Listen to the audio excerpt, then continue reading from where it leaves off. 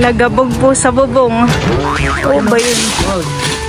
Ito na po yung ating mga rimas. Laki po na itong isa para na po siyang langka. Luto na po ang ating binagkat po na rimas. Salamat. Saktot na merienda. Magutom. What's up mga kamilot? Welcome back sa aking channel. Super Days Vlog po ay kami po ngayon ni Balay bibili po ng rimas. Meron naman po ditong isang puno Maliit lang po pero yung bunga ay malalaki. Po, yun yung malaking... Ayan po yung malaking bunga Mga nanlalaglag lang po yung bunga. Kasi yung parang ganito naman ko yung maliliit ay buko pa puhan Oo, malalaki yun. Pag medyo parang kukulay dilaw daw, may minig na yata yun doon. Dapat pala medyo dilawhan Ito hindi naman ito ayun. Parang dilaw yung dalawang yun. Hinog na no? Meron po dong dalawang malaking rimas. So sobrang dami po ng bunga ay mga nahuhulog. Kasi yung ganito naman po yata hindi na pwede. Hindi na po pwede at parang buko pa. Nahulog na siya.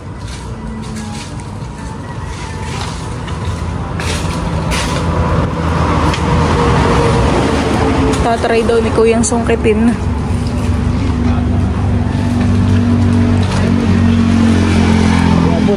Kayat pa si Kuya.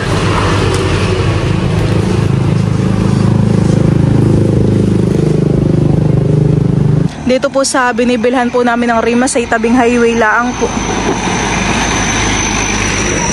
Bakit kaya nangangahulog yung ibang bungahan Nababali yung tangkay. Nababali. Ito po yung bunga niya. Yung iba po ay mabababa na. Oo nga po, parang iniihaw po at saka nabagkat din. Bakit taga-saan ka po baga Kuya? Ha? Dapat lang po talaga ang panungkit sa ganayan ay matataas Gawa ng mataas po yung puno ng rimas. Dinugsungan po ni Kuya ng kahoy pa. Para po maabot at masungkit. Laki nung isa. Ba yun? Laki. Kaya nga parang langka. Hinog na Pwede na po. Ganyan Kailangan po bagay hinog ate. Pwede din nga yung Hilaw. Babagkatin daw. Babagkatin nyo. Opo. Pwede yan. Pwede yan. Ay yung hilaw po. Yung medyo hilaw. Huwag yung gano'ng karinigit. Ganyan kalalaki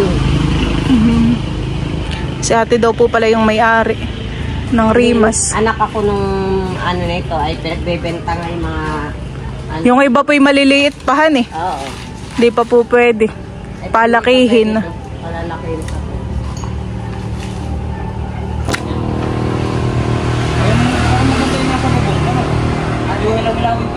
Oo, di kunin mo na. At para kaysa naman laging bumagsak sa pupungan natin. Nakakagulat po kapag bumabagsak. Sinusungkit naman po dito ni Kuya yung isa. Ay tatama po yan sa bubong. Parang dito po banda ay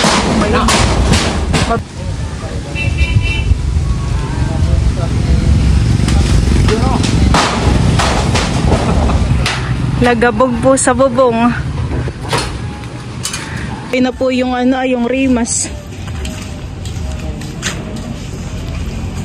Pwede na naman po ate yung ganayan Babagkat niya? Opo. Magkano po ate yung ganayan? Ayan, bigayin lang namin dito 10. 10 piso po. Ay magkano po yung tatlo? Ay, Diyan po mga kamilot at bale, ito na po yung mga nasungkit po na rimas. Ito po yung kalakihan para na po siyang langka. Misa nga, lumalaki pa lang kami. No may nakuha kami dyan. Mas malaki pa dyan sa malaking yan. Opo. Parang ganyan kalaki na. Parang bihira na rin po pati ang mga puno po ng ganayan Bihira na. Ay ito po ate. Salamat. Salamat po. Okay po. Wala akong plastic dito. Okay lang po. Ayan po yung bunga po ng rimas. Talaga pong hagot karami ang bunga. Pero yan po ay maliliit pa. Mga buko pa po. Lalatagan po namin ng ng dahon ng saging. Para di dumikit. Para po yung dagta ay hindi tumulo dun kay river.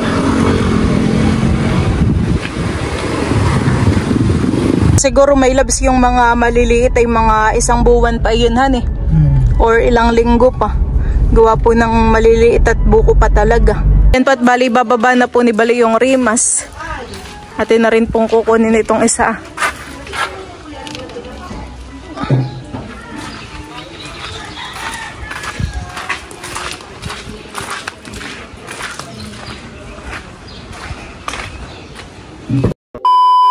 Diyan po mga kamilot at bali, akin na po munang babalatan itong malaki. Oh, grabe nga naman po na ito, parang alangka.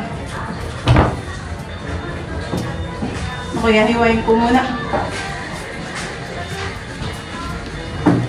Oh, talaga pong ito yung hinog na. Madali lang din po pala siyang balatan. Di po katulad ng langka at kamansi na madagta. Ito po palang rimas ay makinis. Pag po pala siya ay hinog ay medyo dilaw na po yung kanyang kulay. Parang siya po ay ka-shape din po ng ng kamansi. Pero yung kamansi naman po ay may tusok-tusok. Ito po ay hindi po masakit hawakan. Parang isa pala ay napakadami na. Smooth po siyang talupan. Di madagta. Grabe laki nga naman na itong isang ito. Buti po at nasungkit ito ni Kuya kahit mataas.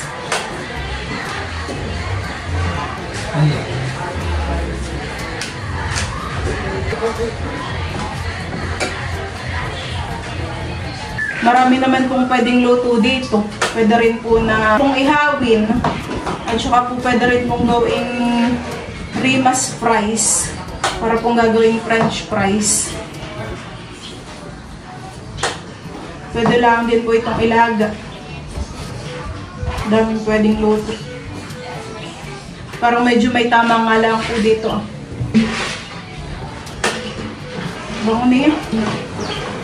Parang nag-aamoy atis. Ine-expect ko po dito sa rimas ay madagta kapag binabalatan. Yun po pala ay hindi.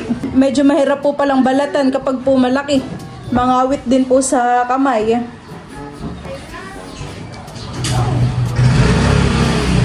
Sabi po nila ate ay may nakuha daw po silang mas malaki pa dito.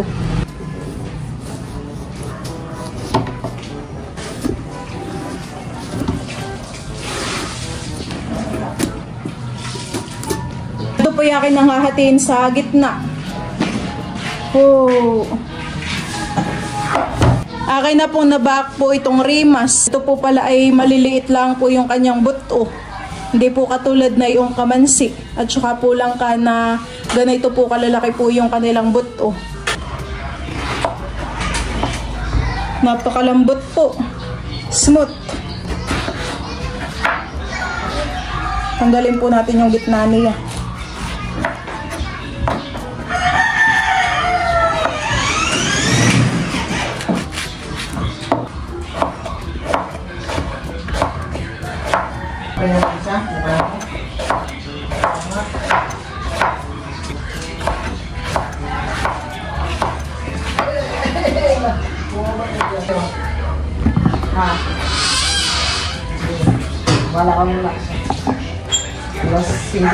Next ko na pong babalatan na ito pong isa.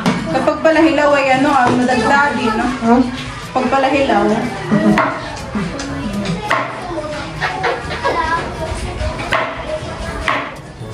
May bigas si Teo.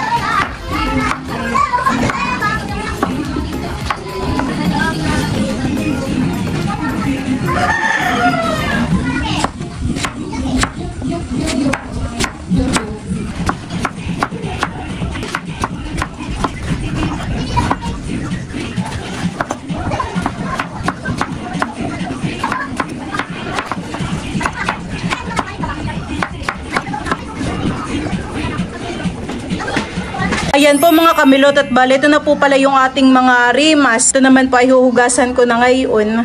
Isang bilao din po. Magluluto na po ako ng binagkat po na rimas. Atin na po ditong ilalagay sa talyaso. Maglalagay na rin po tayo ng asukal. Ayan po. Lalagyan ko din po ito ng star margarine.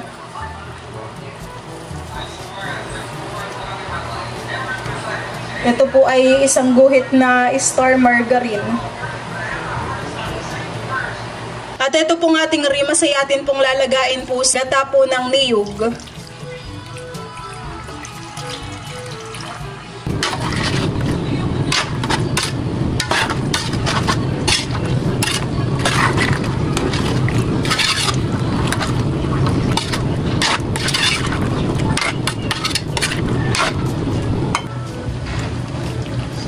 Lambot na po itong ating rimas.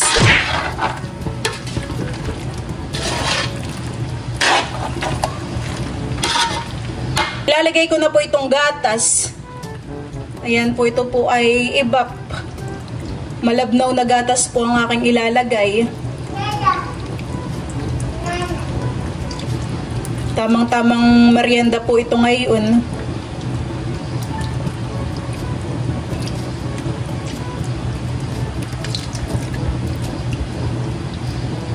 Atin lang po itong hahaluin.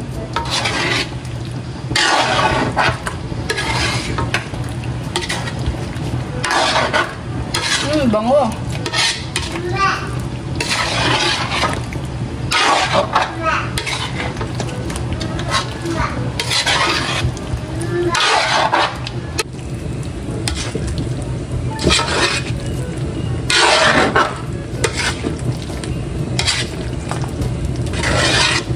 Ito din pong ating rimas ay akin na rin pong lalagyan ng powdered milk.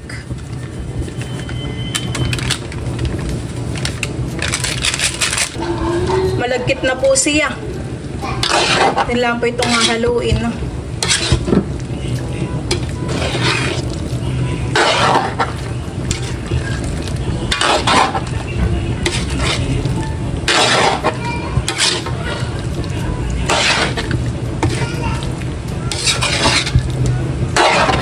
Ayan po mga kamilot at luto na po ang ating binagkat po na rimas.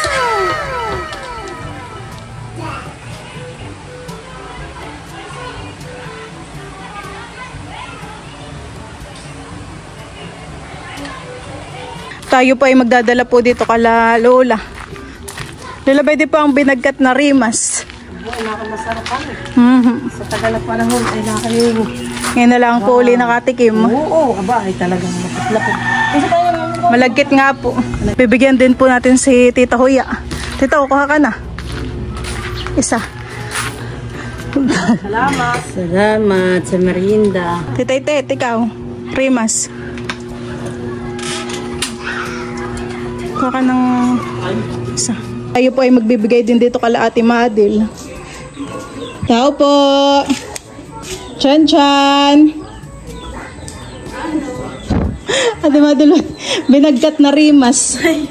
Kuha ka. Salamat. Sige. Thank you. Bibigay din po tayo dito kala Tita Day. O Jud. Pwede po Tita Day. Binagkat na rimas po. Kuha ka na po Tita. Salamat. Salamat po. Tao po. Delivery. Binagkat na rimas. Kuha ka na bayabas. Thank you. Thank you. Salamat. Ipagbubukod ko din po si nanay. Atin pong ipaglalagay po dito sa Tupperware.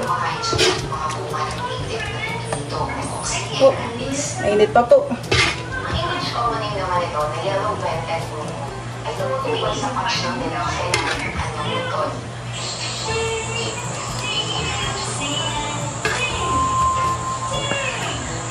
Akin lang po muna itong papalamigin bago ko po takpan. Excited na po ang tikman na yung binagkat. Masarap at mabango. First time mo makatikim ng ganyan. Tikman ko muna. Para siyang kamod at malambot.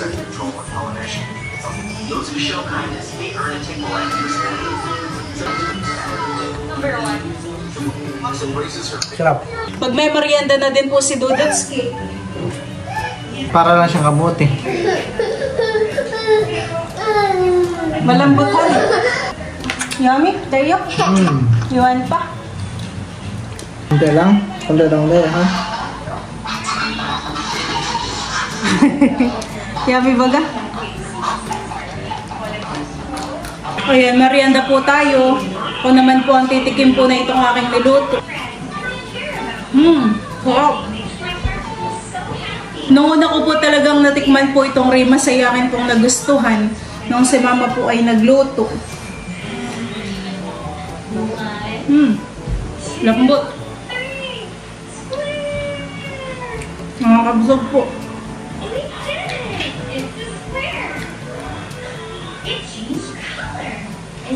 Merienda po tayo. Si mama at saka po si papa ay nasa palaisdaan pa. Mamaya ko po sila patikmin po na itong aking nilutong merienda. At yung ganito po ay gusto rin ni mama.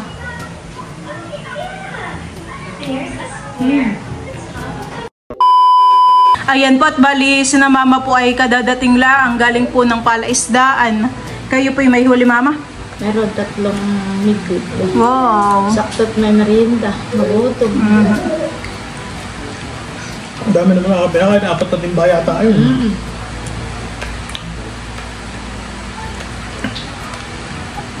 Pwede na natin itong hapunan. Kaya nga po. Masarap inihaw yun. Sabi ko nga baka may pananim. May tanim. Bihira na ako may ganito ngayon.